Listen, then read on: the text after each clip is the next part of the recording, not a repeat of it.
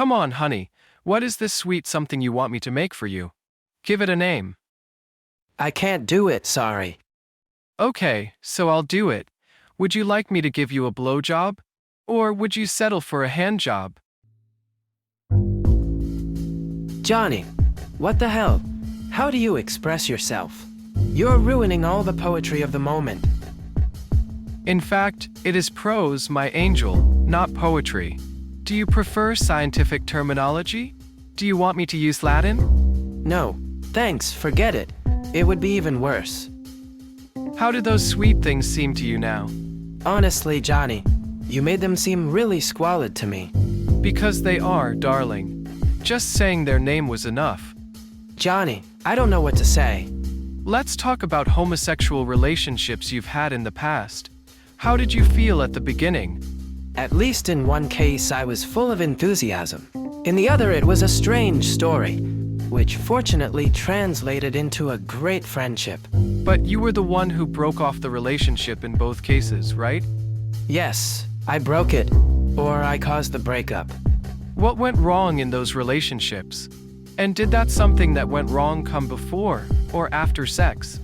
After. See? You have already given yourself the answer. You are not made for this kind of experience, my darling, for everything that dirties you and brings you down. Your soul rebels and protests. But I'm not even made for the mediocrity of so-called normal relationships, Johnny. I tried and it went terribly. With girls I don't love, I don't even feel anything physically, I get bored. Of course, love, because even those relationships bring you down, or rather, they leave you there. You are in matter, and in matter you remain, you never take flight. And the soul needs to fly. Yes, that's exactly right. This alone should be enough to make you understand that we can't just have sex as if nothing had happened. For me, you're not a one-night stand. Otherwise, I wouldn't have all these problems, just like I haven't had them with others. But now you're making me jealous. Why did you do that to others? Because there is a beast inside me, like inside everyone. And this beast is not attracted to me. She's attracted, but I silence her. But why, Johnny? Because unfortunately, I really love you. And why do you say unfortunately? Because our relationship can't become a stable one. If it were possible, I would want it with all my heart, but it's not possible. There are 1,000 reasons that prevent it. The first is the fact that I'm already with a man who has been my partner for many years. Massimiliano? Yes. I cheated on him several times, just as he cheated on me. On top of that, he's bisexual, so there were also some women, a great humiliation for me. But we never broke up, because our bond is deep. If I were with you, I would be forced to leave him, because you're not an adventure like many others. Really? Really. The second reason is the age difference, which is huge between us. At your age, you never take into account a whole series of things. Johnny, I don't care about the age difference. Seriously, I love everything about you. Be careful, darling. You don't love me, you love the fact that I love you. That's very different. You desperately need to be loved, to be admired, to be seen for who you are. I see you exactly for who you are, and that's what you love, not me. No, it's not like that. What you say is partly true, but it's not just that. I love every wrinkle of yours. I love your slightly gray hair. I love the smell of your bitter aftershave. I love your smile, your surreal way of joking, of always being over the top, of flying over reality, as if you weren't part of it. You have the charm and nonchalance of a gentleman from another era, a sort of Oscar Wilde. Thank you for these beautiful words, darling, but you like all this because for now I can still somehow keep myself together and seem like something decent. But in a few years the time will come when I will have to wear dentures, have terrible breath, be forced to go to the bathroom every 2 minutes because of prostatitis, or wear diapers and other degrading things like that. You wouldn't stand for them, and I would never accept inflicting them on you. Johnny, if one loves, one can tolerate this too. Tolerating is not loving, my dear, and I have no intention of being tolerated by you. I know too well what I'm saying, believe me. You see, I loved Massimiliano madly. He's a little older than me. I was a high school student when I met him, a fairly ordinary boy. While he was a wonderful '68 barricade rider with a black lion mane, he shouted "Free Vietnam" through a megaphone. He wore those checked flannel shirts that were worn by alternative people, with an Eskimo over them, and I lost my head as soon as I saw him. Love at first sight. The kind that kills you. Your Massimiliano reminds me a little of someone. One of your exes, I assume. Yeah.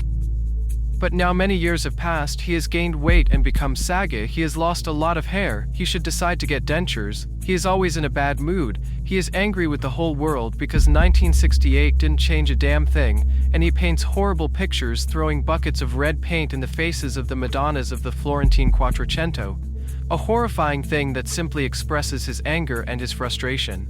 I, on the contrary, live for beauty. I photograph subjects like you, medieval churches and castles. I deeply respect beauty. I would never allow myself to deface or ridicule it. In my opinion, his paintings are disgusting. Luckily, the critics like them. I understand, Gianni. Anyway, I still love him, Little Marmot, but only because when I met him he was so different. If I knew him now, I would run away, and believe me, it is terrible to say something like that about someone you loved so much. When I look at him, I try to see my great love again climbing the barricades with his magnificent black hair in the wind and the megaphone in his hand. But every day I have a harder time remembering him like that. Besides, what do you want?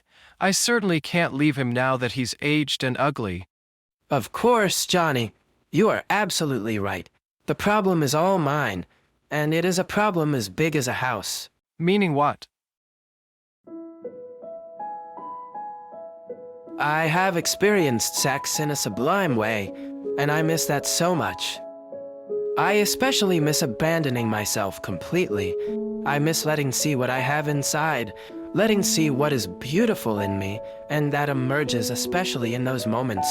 Or rather emerged. It hasn't happened for a long time. I can't let myself go anymore, but I feel like I desperately need it. I totally understand your mood, chick. I was hoping, or rather, I was sure that with you it could happen. You are the right person to appreciate these things, and I would have really liked to let you see them.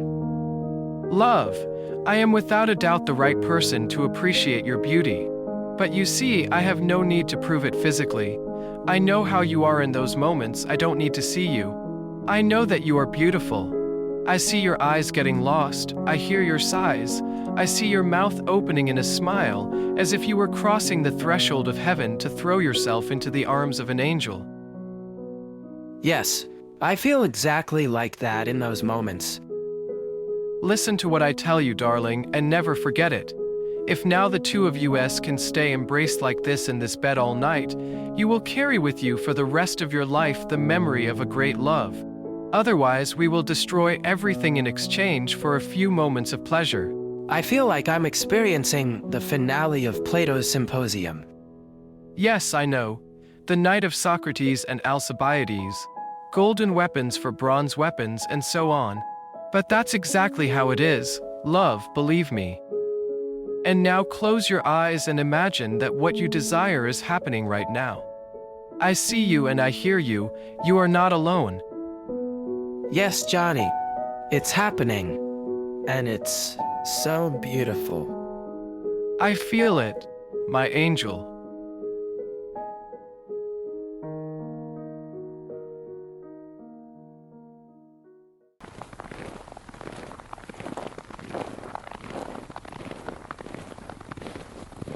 So, how is my little marmot feeling this morning? Very good, fresh and rested. I feel great too, darling, because now I'm sure we can see each other again. It would have been a disaster for me not to be able to see you again. For me too. Thanks for everything, Gianni. It was a beautiful experience. You're welcome. Thanks to you.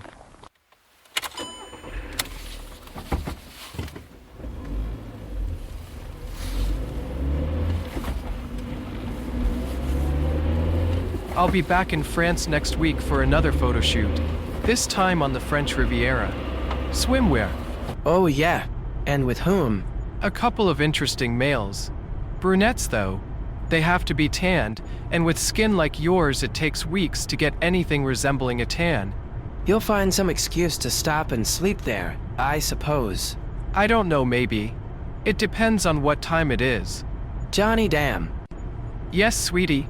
I hate you. Why? Leave it alone. You understand perfectly well. Don't worry, little marmot. I won't do those bad things you're thinking. Oh no. No. And why? Because my heart is already busy. Of course, I know. With Massimiliano. No, love. With you. But don't tell anyone.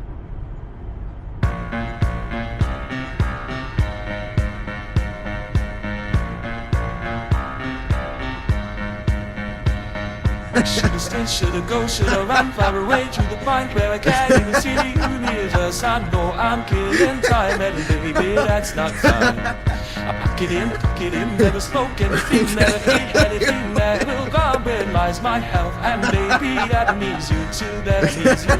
It is so possible to pinpoint you like a fat joint. I can remember, back in November. Never met an alligator out of this car case, stuck in the middle, middle out there. Give it up, give it up, give it up for that. Take a break, pack it in, take it out to the left. Isn't that kind of thing? Take a hit a little bit, wasn't it not worth it? I don't wanna even know why you haven't even sold off back off gum. Isn't it kind of thing? Take it in a little bit, wasn't it not worth it? No.